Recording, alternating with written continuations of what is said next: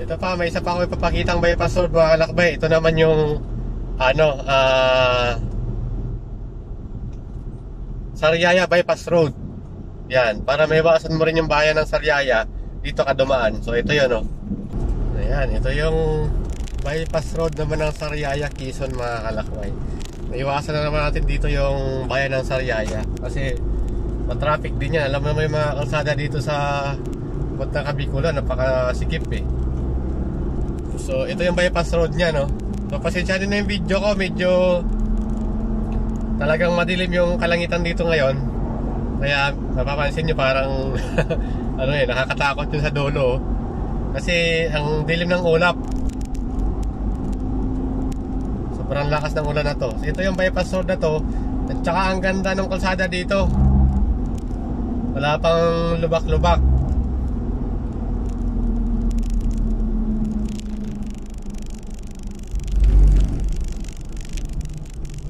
You know, same din to situation doon sa ano, Candelaria Bypass Road mga kalakbay. Kasi dito pa rin dumadaan ng mga trucking at saka bus.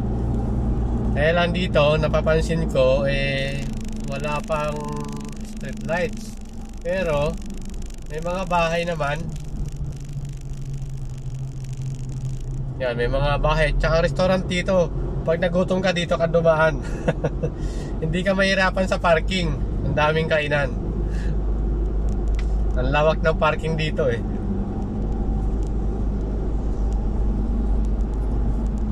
Takbo ko 80 na oh. Kasi maluwag dito. Unlike doon sa service road sa bayan mismo eh. Takbo mo doon ano, swerte na may takbo kang 20 doon.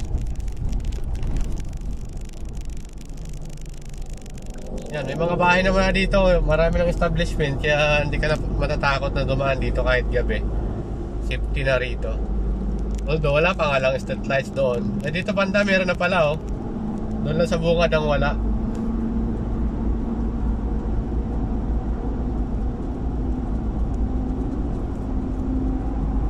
O diba?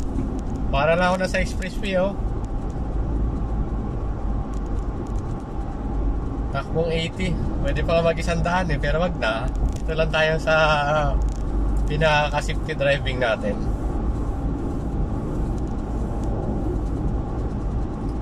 Pwede tayo mag-100. So ayun oh, di ba mga kalakbay? Ang bilis ko lang oh. Ito naman, ang tagos ito mga kalakbay. Ang pinaka-end dito kakaliwa ka doon sa circle ng going to Lucena. O, diba? Bilis lang, oh. Takbo 80 pa lang yan. Paano pa yung mga sanay sa mabibilis na speed?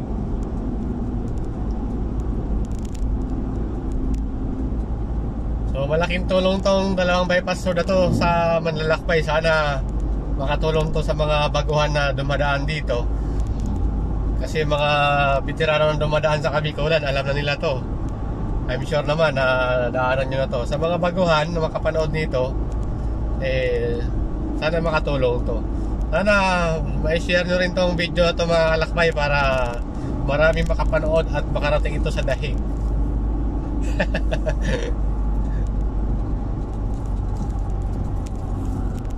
Ito na yung dulo ng bypass road ng Sariaya mga kalakbay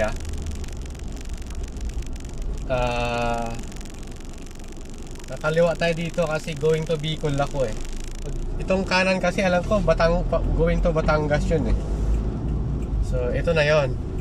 Ang papunta din ng Lucena, dito rin sa dinaanan ko, kakaliwa ka din. Inulan na ako eh. Kaya nagwa-wiper na. So ito yon.